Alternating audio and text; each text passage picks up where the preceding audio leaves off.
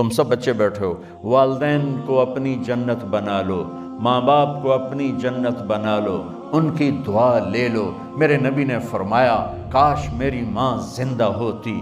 ماں کا خاص طور پر منشن کیا، میری ماں کیوں کہ باپ کو تو دیکھا ہی نہیں، اور ماں کو دیکھا ہے 6 سال۔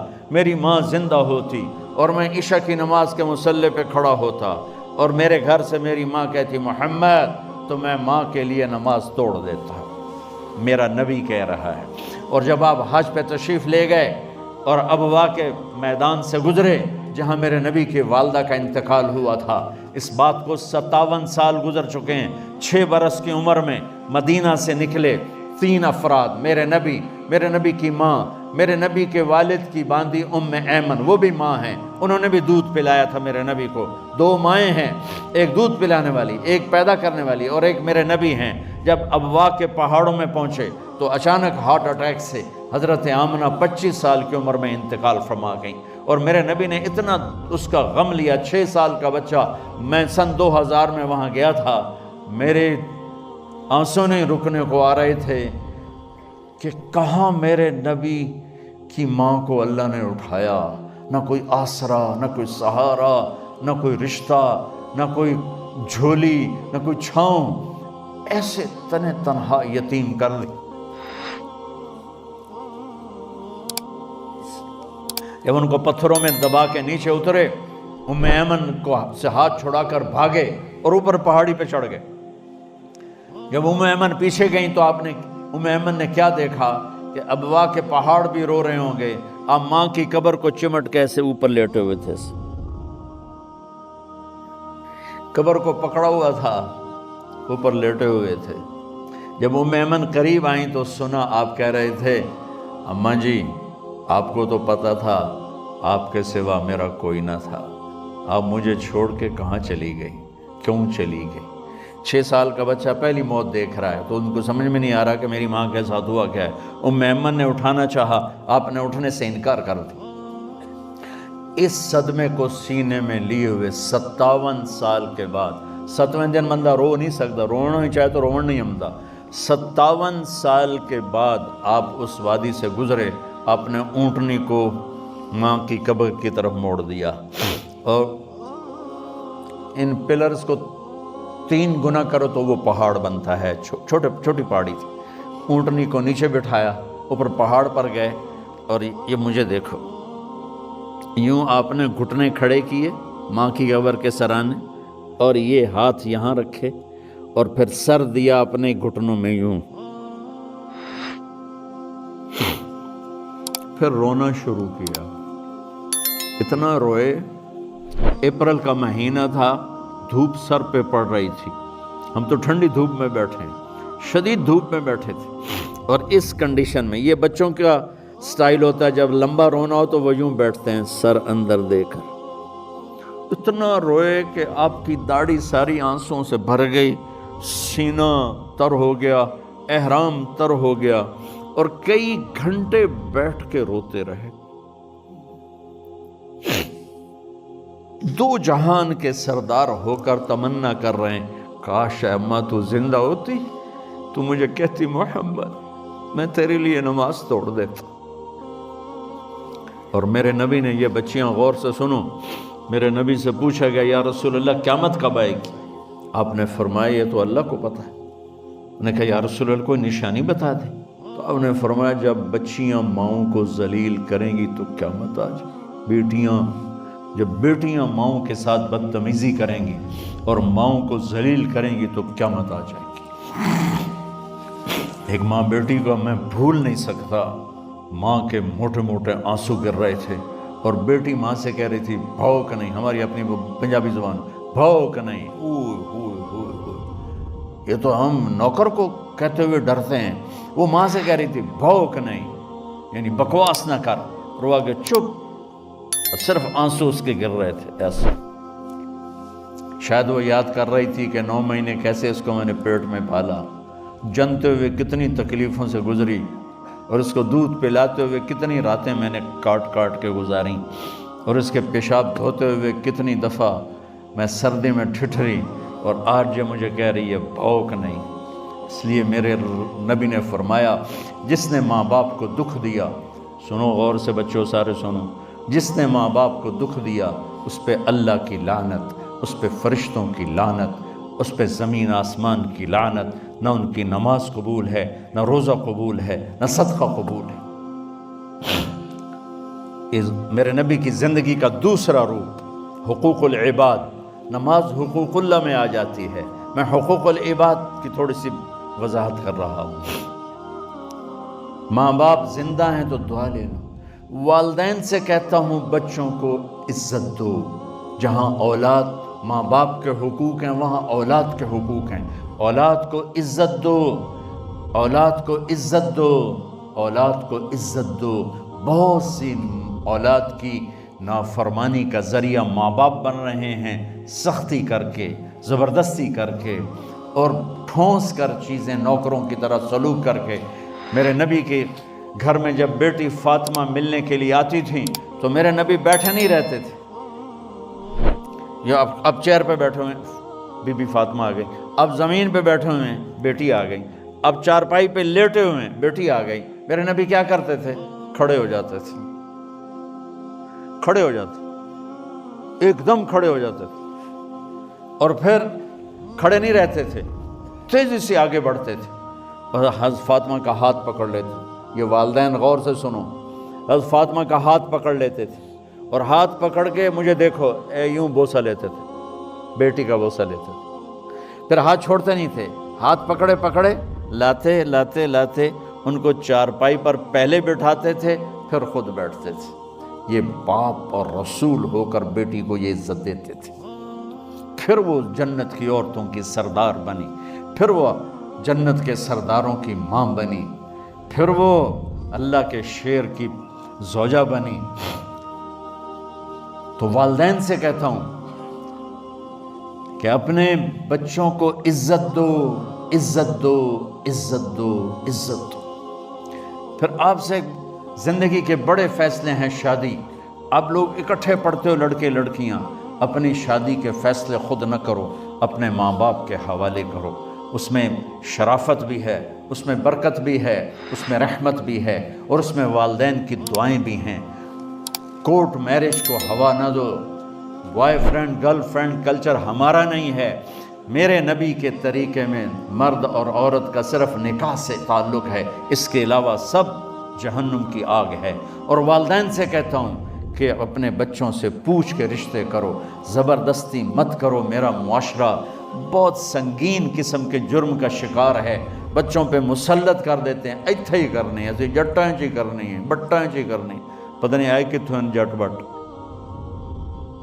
چلو تم ناراض نہ ہو، راجپوتائیں چی کرنی، میں راجپوت ہوں، میں اپنی قوم کو بھی رگڑ دیتا ہوں، راجپوتائیں چی کرنی، اگاں کرنی ہی کوئی نہیں۔ یہ ظلم و ستم اولاد پہ مت کرو، اپنی بچی سے پوچھو، اگر بیٹی ہاں کرے تو پھر قدم اٹھاؤ، اگر بیٹی کہہ دے میں نہیں کرنا چاہتی تو وہ نافرمان نہیں ہے۔ اللہ کے واسطے میری سنو، صرف تم نہیں سن رہے ہو، اس کیمرے سے لاکھوں کروڑوں لوگ سن رہے ہیں۔ اگر بیٹا یوں کہہ دے کہ ابا میں نے یہاں شادی نہیں کرنی، میرا جی نہیں چاہتا ہے، تو وہ بیٹا نافرمان نہیں ہے، فرما بردار ہے، اس نے شریعت کا حق استعمال کیا ہے۔ اب ایسا ظلم مت کرو کہ نہیں اتھے ہی کرنی ہے، اتھے گھروں نکل جا۔ زندگی تم نے تو نہیں گزارنی، زندگی تو بچے نے گزار۔ میں قربان جاؤں، ایک حدیث سنو پہلے پھر اگلی بات سناتا۔ ما تزوجت وما زوجت الا بوحی من السماء نزل به جبریل۔ لوگو سنو، میں نے جہاں شادی کی، میں نے جہاں بیٹی کی شادی کی، پہلے آسمان سے جبریل فرشتہ اللہ کا حکم لے کر آیا، پھر میں نے قدم اٹھایا۔ سمجھ گئے میری یہ بات؟ سمجھ گئے سارے؟ اب اگلی سنو۔ حضرت علی فاطمہ کا رشتہ لینے آ گئے اور جبریل ان سے پہلے آ گئے کہ یا رسول اللہ فاطمہ علی کے لیے ہے۔ باپ محمد مصطفیٰ جیسا ہے، رشتہ مانگنے والا علی جیسا ہے، اور بیٹی فاطمہ جیسی ہے۔ اور آپ پوچھتے ہیں علی کیسے آئے؟ کچھ شرم کی وجہ سے کچھ کہہ نہ سکے، چپ۔ آپ کو تو پتہ تھا، آپ نے فرمایا فاطمہ کے رشتے کے لیے آئے ہو؟ کہا جی۔ تو جبریل تنال بیٹھا ہے کہ یا رسول اللہ اتھے ہی کرنا ہے، آپ نے ہاں نہیں کی، آپ نے کہا انشاءاللہ، اور یہ کہہ کر اٹھ گئے۔ انشاءاللہ نبی کا ہاں ہی ہوتا ہے، لیکن جبریل کے آنے کے باوجود اور اللہ کے کہنے کے باوجود میرے نبی کو بھی پتہ ہے کہ یہ رشتہ یہاں کاتب تقدیر نے لکھ دیا ہے، لیکن امت کو سبق سکھانے کے لیے آپ گھر تشریف لے گئے۔ بیٹی فاطمہ کہ جی یا رسول اللہ، کہ علی کا رشتہ آیا ہے، میں ہاں کر دوں؟ سبحان اللہ۔ میں اپنے دیہاتی بچیوں پہ مجھے رونا آ گیا کہ جنہیں پتہ ہی نہیں ہوتا سانو کہیں نال بندے بہن جانور ہے یا انسان ہے۔ علی جیسا داماد، چلو علی کو چھوڑو، فاطمہ کو چھوڑو، جبریل آیا بیٹھا ہے، جبریل آیا بیٹھا ہے۔ اس کے بعد فاطمہ سے پوچھنے کی کیا بات؟ جبریل آ کر کہہ رہا یا رسول اللہ، اللہ کہہ رہا ہے فاطمہ علی کے لیے ہے اور علی فاطمہ کے لیے ہے، اور پھر آپ کہتے ہیں بیٹی فاطمہ ہاں کر دو۔ ہماری تو آج کی بیٹیاں انکار نہیں کرتی، چپ کر کے گاں ماش طرح بن چھڑ دین کلے نال۔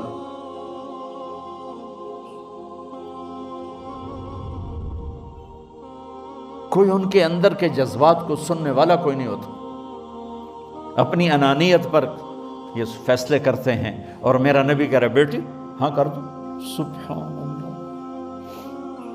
آپ کا کیا خیال ہے، فاطمہ نے انکار کرنا تھا؟ یہ تو یہ بیٹیاں نہیں انکار کرتی تو فاطمہ نے کہاں کرنا تھا؟ لیکن یہ سبق دینا تھا ان والدین کو جو نادانی میں نادانی کے فیصلے کر کے اولاد کو ہمیشہ ایک ٹھنڈی آگ میں دھکا دے دیتے ہیں۔ حضرت فاطمہ رضی اللہ تعالیٰ عنہا نے جب ہاں کی، پھر آپ باہر نکلے۔ اچھا مزے کا واقعہ ہوا، حضرت علی اٹھ کے باہر نکلے تو صحابہ باہر کھڑے انتظار کر رہے تھے کہ کیا ہوا۔ حضرت علی کو بھیجنے والے تھے عبد الرحمن بن عوف، پہلے ابو بکر گئے تو آپ نے انکار کر دیا، عمر گئے رشتہ مانگا، آپ نے انکار کر دیا۔ عبد الرحمن بن عوف نے علی سے کہا آپ جائیں، آپ کا رشتہ رد نہیں ہوگا۔ کہنے لگے میرا تو ذاتی گھر بھی کوئی نہیں، مجھے کہاں سے رشتہ ملے گا، میں تو بالکل غریب ہوں۔ کہ نہیں تم جاؤ۔ تو واپس آتے انہوں نے عبد الرحمن بن عوف پہ چڑھائی کر دی، ویکھیا ہے نا تو میں نو گلے آئی، انکار ہو گیا۔ تو صحابہ نے پوچھا کیا ہوا؟ کہا کچھ کہا ہی نہیں، چپ کر کے اٹھ گئے۔ تو عبد الرحمن بن عوف کہنے لگے کچھ بولے صحیح، کہ بس اتنا کہا انشاءاللہ کا تو مبارک ہو، نبی کا انشاءاللہ ہاں ہوتا ہے۔ کہا اچھا، تو اتنے میں آپ باہر تشریف لے۔ کہا علی، کہا جی، کہا لو بلاؤ، لوگوں کو بلاؤ۔ ساری مسجد بھر گئی، آپ کے ساری مسجد فل ہو گئی۔ آپ ممبر پہ کھڑے ہوئے علی کو سامنے بٹھایا، کہا لوگو یہ جبریل میرے پاس اللہ کا پیغام لائے ہیں کہ میں فاطمہ بنت محمد کا نکاح علی بن ابی طالب کے ساتھ کر دوں۔ پھر آپ نے خطبہ پڑھا اور کہا کہ علی، ہائے ہائے ہائے، میں نے فاطمہ بنت محمد کو 400 درہم مہر کے عوض تیرے نکاح میں دیا، تو نے قبول کیا؟ حضرت علی نے زور سے نعرہ لگایا میں نے قبول کیا، اور سجدے میں چلے گئے، اللہ کا شکر کا سجدہ ادا کیا۔ پھر میرے نبی نے وہیں سارے مجمع کو شہد کا شربت پلایا اور تازہ کھجوریں کھلائیں، اور پھر جب رخصتی ہوئی تو آپ نے حضرت علی سے فرمایا کہ آپ آ کے لے جاؤ۔ پھر آپ نے حضرت ام سلمہ، حضرت حفصہ اور جناب حضرت عائشہ رضی اللہ تعالیٰ عنہ، ان تینوں کو بلا کر فرمایا تمہیں پتہ ہے نا مجھے فاطمہ سے کتنا پیار ہے، تو تم فاطمہ کو دلہن بناؤ، اس کی تیاری کرواؤ، اسے دلہن بناؤ۔ تو ان تینوں نے حضرت فاطمہ کو دلہن بنایا۔ پھر آپ نے حضرت علی کو پیغام بھجوایا، وہ تشریف لائے، اپنی اونٹنی لے کر آئے، حضرت عقیل ساتھ ہے، سلمان فارسی ساتھ ہے، اور دروازے پر اونٹنی بٹھائی، آپ علی کو اندر لے گئے اور یوں فاطمہ کا ہاتھ پکڑ کے علی کے ہاتھ میں دے کر فرمایا علی تمہیں نبی کی بیٹی مبارک۔ سبحان۔ پھر آپ نے کہا میری بیٹی فاطمہ، مجھے اپنے خاندان میں جو سب سے زیادہ محبوب تھا میں نے تیرا ہاتھ اس کے ہاتھ میں دے دیا ہے۔ والدین سے کہتا ہوں اپنے نبی کی زندگی پڑھو۔ میرا درد ہے کہ ہماری ثقافت میں اسلام داخل نہیں ہوا، ہمارے عبادت میں اسلام آ گیا، بہت سارا مجمع مرد عورتوں کا نمازی ہے، حاجی ہے، عمرے کرتے ہیں، لیکن ثقافت میں نبوت کی جھلک دکھائی دے، ثقافت میں اللہ کا نبی دکھائی دے، وہ نہیں ہے۔ زندگی بیت گئی اس انتظار میں، مدت سے لگ رہی تھی لب بام ٹک ٹکی، تھک تھک کے گر گئی نگہ انتظار آج، پتہ نہیں کب صبح ہوگی۔ چلو کہتے تو جائیں مجھے ہے اگرچہ بت ہیں جماعت کی آستینوں میں، مجھے ہے حکم اذان لا الہ الا اللہ۔ والدین کے ذمہ ہے اولاد کو عزت دینا، ان کے سب سے بڑی خواہش میں ان کا احترام کرنا کہ زندگی انہوں نے گزارنی ہے، اور آپ کے ذمہ ہے والدین کے آگے سر جھکا دینا۔ اللہ کے واسطے کورٹ میرجز اور خفیہ شادیاں یہ نہ ہماری ثقافت ہے، نہ یہ انسانیت ہے۔ ہمیشہ دکھ دردوں میں زندگی گزرتی ہے کہ اصل زندگی تو موت کے بعد آنے والی ہے۔ تو والدین پڑھیں شریعت کو، اولاد بھی پڑھے اپنے نبی کی زندگی کو۔ ایک شخص حضرت عمر کے پاس آیا ایک بیٹے کو لے کر، کہا امیر المومنین یہ میرا بیٹا بڑا نافرمان ہے اور مجھے بہت تنگ کرتا ہے۔ حضرت عمر کے پاس لاٹھی ہوتی تو انہوں نے یوں اٹھائی، وہ کہنے لگا حضور معافی دیا جائے، ایک میری گل سن لو۔ آپ نے فرمایا کیا؟ کہنے لگا ماں پیو دے بڑے حق ہیں، بالکل ٹھیک ہے، پر کوئی ساڈا حق بھی ہے ماں پیو تے؟ آپ نے کہا ہاں۔ تو آپ نے کہا ہاں۔ کہنے لگے ذرا وہ بتا دیں۔ کہا پہلا حق ہے اچھی ماں تلاش کرے، نیک عورت تلاش کرے۔ دوسرا حق یہ ہے نام اچھا رکھے۔ تیسرا حق یہ ہے اس کو قرآن کی تعلیم دے۔ کہا جی پھر سن لو حضرت جی، ایسا میرے پیو کو پوچھو اس حبشی عورت نال شادی کر کے مینوں حبشی ماں دیتی، انہوں کوئی عرب ماں ہی نہیں لتی۔ میرا پہلا حق اس مارے ہے۔ دوسرا سن لو، اس نے میرا نام جولان رکھا ہے، جولان گندگی کے کیڑے کو کہتے کہ اس نے میرا نام جولان رکھا ہے۔ اور تری سن لو، اس آیت نے مینوں قرآن دی شکل نہیں وکھائی۔ حضرت عمر ہوئی سوٹا ہو دے سر تے پھیر دے کہ پہلے تیری مالش کراں پھر ایدی کر سکتے۔ تو آج کے والدین بھی اپنی اولاد کے بارے میں بہت بہت بہت غافل ہیں، اور اولاد کا بھی حال یہی ہے، چونکہ ماں کیا ہے، باپ کیا ہے، اولاد کیا ہے، یہ شریعت، یہ قرآن بتاتا ہے، یہ میرے نبی کی زندگی بتاتی ہے۔